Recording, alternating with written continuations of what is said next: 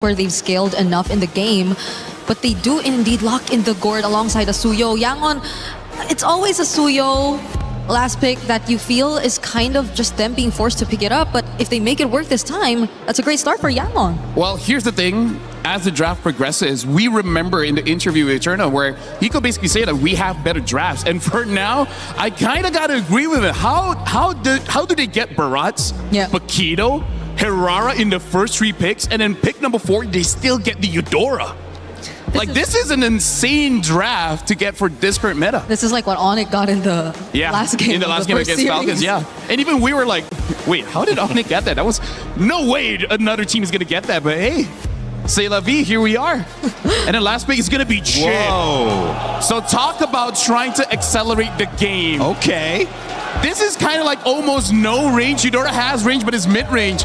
I'm liking Spirit's draft. This is the kind of draft that says like... It's the history in Mobile Legends. For the first time ever, 2 regions, not from a major, have made it all the way to the grand finals here at EWC for the Mid-Season Cup 2026. And by God, this is some life-changing moments. The money that's on the line, the series of full BO7.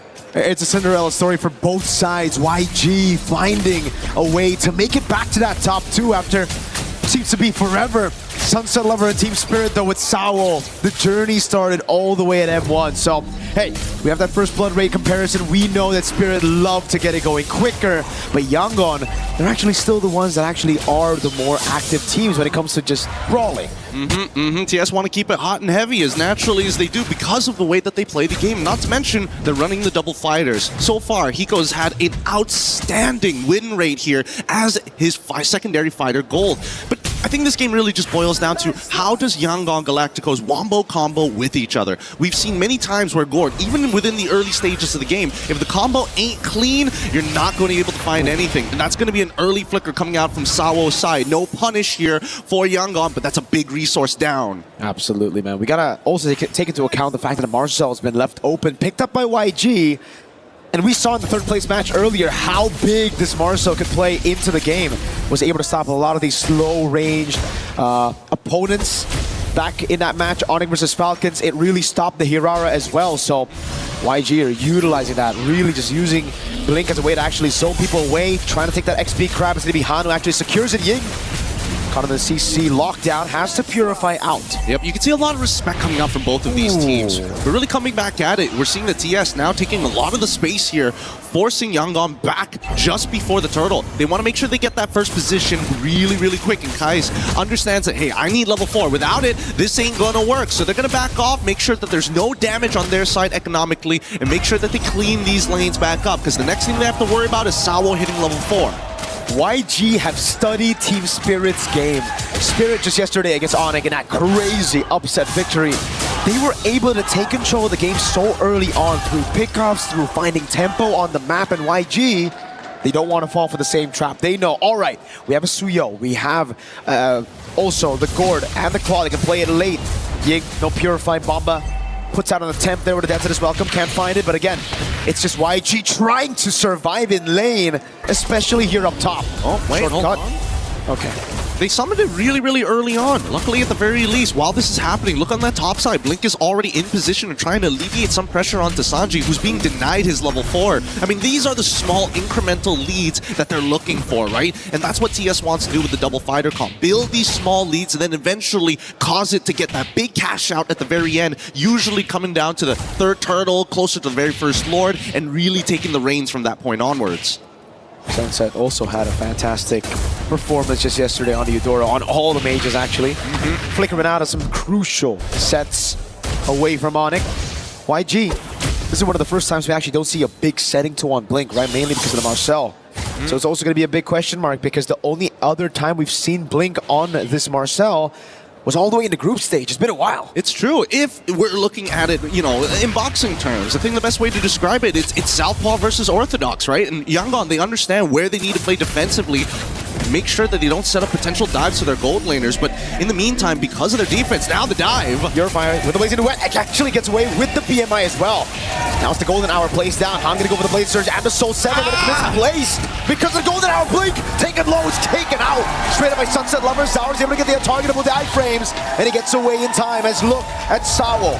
No punish there. What could have been a really great combo, a good one-for-one trade, ended up falling into the hands of a profitable win for Sawo. TS. They're doing it again. Shortcut of the Crash Course. Kaiser has to flicker out, and it's Team Spirit again with the early relentless pursuit on YG's jungle. And that's the beautiful part about this composition, right? They're using that shortcut not as a means to just engage, but also control tempo. And now Ying is in a lot of trouble. He still has his Purify, but that's not no consecration. Consecration, but it is early, even through the Purify. Sour picks up a kill, now goes straight into the neutral objective. That's going to be free for Team Spirit. Look, in the meantime, look, he's already trying to proxy this wave, and Sanji, he's well aware of this, right? Again, defensive against aggression, and Yangon understand that they have to play very, very defensively for the first couple of minutes of this game. Arguably now, with a 2-kill lead and the 2.3k deficit, that probably bought them an extra 4 more minutes on TS's side. So we're expecting probably around the 10th to 11th minute when Yangon get into position, unless we do see a huge turnover fight. That turret conversion down below. Bomba, man. Just like yesterday, Gideon, he's conditioning YG to see these misses, to see these whiffs, and then all of a sudden he's going to pull off a crazy dead center flicker. That's the beautiful part of it, right? Get the early conditioning down, because technically there's nothing to fight for on the map as they're trying to get Sanji out of this lane, but they can't seem to do so, especially with Hiko. He's playing this really, really well. He's pressuring life totals, he's maintaining control. Bait! Doesn't connect. Yeah. Good reaction on Sanji. Could have had his Purify out taken. Spirit definitely want to play around that now, and Sanji's going to recall. That means Hiko will again be able to find a tempo up top, as now they look for a cut on mid. Kaiser has the flicker back up in 3. Spirit will play it slow, and look at Bomba, They're playing so well, and now they want to collapse down to this mid-tier 1. If they don't get it, they might be able to contest for this purple buff, but I don't think they have it. As we look towards bottom side, even Zaur making sure that Sanji feels the pressure. Oh! Shortcut's going to be dropped down. Bomba. Okay. Goes for the chop. Purify out. Golden Hour catches 3. And the Mystic Gush. Not too sure about that. Bomba's going to take hit all the way through. He's going to soak it in. No problem. Yeah, we both saw this was going to be somewhat of a nothing fight here. No real commitment on either side, and more importantly, just not enough items to actually cut through all the base HP coming in from TS. They are still in the phase where it's their turn to play the game, and Yangon have to just defensively and honestly be really creative with these small little cheeses that Spirit have taken full advantage of, whether it's in-lane baits, the pressure that they apply, and also the information that they give has been immaculate. Free turtle take. Free everything. The first 2 kills were free. There was nothing to retaliate against it. The structures as well. And a mid lane blink bursted down. Oh God. The Marcellus looks so untouchable. Just being pick or ban every single time, and wins. Oh God. Even when we see it open, Gideon, when we see it pick, it dominates so early. But when you fall behind on it, especially against this burst comp, man, is he squishy. Yeah, they're taking everything into condition here, right? They're making sure that whoever opens the map gets punished. Adetna's welcome connected. Big chomp into Sunset Lever with the ball. Lightning straight up with the Thunderous Wrath as well. Killing Street picked up as Zaur's able to get the immobilization. The blink will be zoned away just like the shortcut. Another health bar to deal with at the bottom lane. It will be a minion wave to play with. Team Spirit converting on these objectives. And YG cannot respond. That's a 4-level lead. Almost. Han gets sent. They're just letting this happen, unfortunately. They're not using the Golden Hour as a creative tool to kind of retain some semblance of control over their waves. Zaur gonna go for the solo. Oh, under turret. Almost got it. Has to force Han away. Blink! Burst it down. That lethal ignition. Connects, and it's good. Sanji, he's in trouble. He has to use the Purify alongside with his Blazing Duet to stay alive. Detna's welcome connects again. Combo's good. Oh, wait! Good Mystic Gush and the shutdown. Finally, YG. It took him 8 minutes to get on the board. Finally clapped down onto the backliners here, but at the end of the day, yeah, sure, it's a bit of a shutdown. It goes to Kai's, but that was going to be the main bullet anyways for Yangon. So TS don't mind this so much as we look at the items, right? It's a lightning truncheon in comparison to just a glowing wand. The item difference here allowing TS to actually be stronger in the majority of the scenarios, but not to mention, if we start looking down towards everybody else and that lead coming from Zaur, that is ridiculous. He's gonna get that BOD in no time. Wow. He might be 5 levels ahead by the time he clears out his jungle. 9 minutes in, he might be able to get that record again. Oh man, it's gonna be the fastest level 15 we've seen in a while. And the Lord is up, but look at TS, they're not rushing it straight away. Nope. Not only denying information, He's 15. but they're setting up like a great net on the side lanes. Oh, Sunset instant flicker away from Blink. Take a look at Sawo, up top as well. It's free. They can't react to it unless the golden hour gets placed down, but Zaur's able to get it, and now into the Deathless Welcome. The big chop over it, straight to Zaur with a BOD. yeah, the combo not exactly landing, but it's good enough. They've zoned Yangon completely away from their neutral. With this Lord take, I want to see how much they can actually get off of it, because this is where it gets scary, right? As much as Zaur can dive underneath the turret, most of the time, if a composition like this wants to get an inhibitor against a full 5 on the opposite side, despite the 8.2k lead, it does come with its risks. A lot of it just comes down to juggling the aggro from the turret to make sure that everybody can absorb the damage and spread it out evenly rather than one person just taking it. But worse yet, it's about Kid Bomba landing the Detonator's Welcome to really set the tone. Big chomp down again. Purify's still available though, he's just trying to bait it out, but Ying stays patient with it. Pops into Consecration, Sunset Lever coming in as well, the golden hour will be able to find it. Blink slow, Hiko goes in, a flicker out from Blink. And Ying's just trying to hold. Holy Shield already depleted now as Zaur walks up to zone. Turret gonna go down, up top. Purify as well, baited out by Ying. Yeah, they're getting everything out of them. Unfortunately, every single time that Ying gets hit by the Detonator's Welcome, it almost trades ult for ult, and they don't mind this. It's actually good. Hey. Oh! There's the gush on Bomba, he's taking out 2 damage, Blink goes down, Bomba stays alive! It's Sawo now with a crash course and a shortcut in the mid lane. Sawo taking low, flickers out of the way, but Hiko is making quick work of that turret. Down below, Sanji! He's done it. He's already turned this around at least. He's taken something back at the bare minimum, but they can still chase this actually. Ying making sure that Hiko can't close the distance. He's forced to flicker back out, and Zaur now there, he's waiting just in case they need a secondary disengage. Considering everything that has happened in this game, yes, it is a bit of a shutdown, going over to the right targets, in this case Sanji, but the lead is already too wide. 8.9k, now turning into a 9k lead, 11 minutes into this game. This could be a make it or break it on Lord side, and with 2 missing inhibitors on both side lanes, there's just no way, not even the spawning of the Lord RNG will work into the favor of Yangon. It's going to be very difficult. We've seen so many forced mistakes here. But YG were able to get a few things, right? They got a kill. It's not enough, I agree. I mean, that's for sure a win for Team Spirit. It's a top lane and bottom lane base turret. They're gonna have far lane on top of that. But it's something to work with. It's a Sky Piercer stack as well for Han. So we have to take that into account right now. It's 1 stack though. It is. Unless we see And he's the next 3 levels down. He is 3 levels down. Like, we know for a fact that this Lord is pretty much impossible to take, so they have to play for the fight. And if they are going to play for the fight, I'm looking at Blink and Kai's here to make a combo play. Whoa, they use the Mystic Gush. It's chomp down, doesn't land on anybody. Kaize gets away from the missiles just in time as the bottom lane comes pushing in. Sanji sent down below to deal with it as the Lord spawns up in 7 seconds. It's gonna be, the pullback to Purify out already. Crash course coming down and the Thunder's Wrath. Now it's Blink in the back. Sawo gonna be taken low, taken out of the fight as Han picks up the second Sky Piercer of the game. Sanji with the jump. Oh, bursting down by Zaur. Can't get any more than this. And they've already got the last Purify down as Blink is trying to actually disengage the rest of their composition.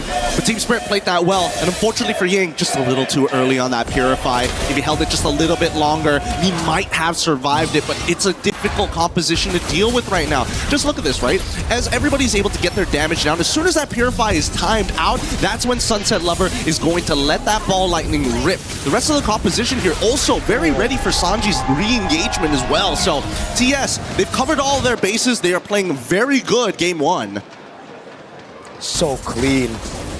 And YG, you can clearly see they're getting desperate. They're making these plays happen. They think they have their power spike, which is true, But the thing is, Team Spirit with the 10,000 gold lead, they kind of built past that power spike, the initial power spike. Yeah, and the worst part about it is the frontliners have opted to go for the Chastised Pauldron to ensure that it's really, really difficult to actually chunk them out in key critical moments here. And now they've got that lore pushing on that top side. They're synchronizing the waves as well, and they want to have a delayed wave down on bot side. TS now on the attack. Into the mid lane they go. Sour knows there's no Purify on Ying. 8 seconds for it to come back as the Rose Gold beater gets built up by Sour. The winner crown is ready. Hiko with jumping forward. Sanji doing some damage over on Hiko. Bomba's still there. Golden Hour catches Sunset Lover just in the brink of it now as the Mystic Gush comes around. It's good, and they want to go for a little bit further. Hiko wants to get right on top of him, but they cleared the waves already. They need to reset. They have one more opportunity and one more wave to deal with. Massive Mystic projectile landed on Sunset and Bomba. But luckily for Spirit, Sanji did not have anything to capitalize on it. Team Spirit, though, again, classic Spirit, classic EECA, that discipline, playing around these structures, objectives, backing away straight up, and then slowing the game down again. They're never letting YG touch their comfortable tempo. Yep, but they've also got one more opportunity with their 10k gold lead, right? By the time we see Yangon hit 42k, we're expecting both Han alongside with Sanji, arguably 3 to 4 items onto Kai's at this stage of the game to be complete. They really, really need these items. And Sanji finally gets the extra range with the Malefic Gun. He needs that crown, unfortunately. We've seen many plays where he actually gets really deep with the Blazing Duet onto multiple targets, but without that winner crown, he is going to trade himself off, which is not something Yangon can accept right now. And to win the crown from Kaize as well there. Picked up for him. Radiant armor for Ying. So a little bit more defense, but you could clearly see that big diff in gold between the XP laners. Bomba is just a big chunky boy. He's thick. He is thick. And he's also taking the winner crown as well, just in case a scenario like that happens again, right? They got to be careful, because at the end of the day, it's still going to be up to Kai's to land that Mystic Projectile. If it hits on multiple targets, that's great, but the setup really just comes down to Blink. Han, at this stage of the game, has to be the finisher, and Ying needs to start peeling, but we see every single time the sequence is the same. TS will start to target Ying first, get his ult out. Maybe if he doesn't have the Chastised Pauldron ready to go, even better. Then immediately start moving towards Kai's position. Disrupt the anchor. Once the anchor has unhooked from the bottom of the ocean, the whole ship is going to start going out of whack. Still going to be difficult, though, again, for... Wait a second, Blink. No. There's a projectile thrown out as well. YG, they really got to get control over this top side. TS have done such a good job at denying it away from them, and now it really just seems like Team Spirit will be able to take this one for free with Sanji showing up in the top lane. They're trying to punish this. Uh-oh, Blink. With the conceal in the back, is able to find two with the golden hour. Now the chomp down comes in, the shortcut in the back line is able to get Sour in a good place. Hiko with the jump, Bomba with a crown. Blazing coming around, and Sour is able to get it, the untargetable 2 iframes as Hiko walks up again. And now Ying trying to at least delay them. Sanji is on the run, but Han should be able to go down here. Sour in the 1v1 and wins it out. He gets immortality, still able to chase away right now. Can he get Sanji down? He walks up, base the BMI back again, and Sanji's thrown away from the base. Team Spirit secure game number 1. Woo! Clean, tactical, all beautiful plays coming out for the side of TS Yangon.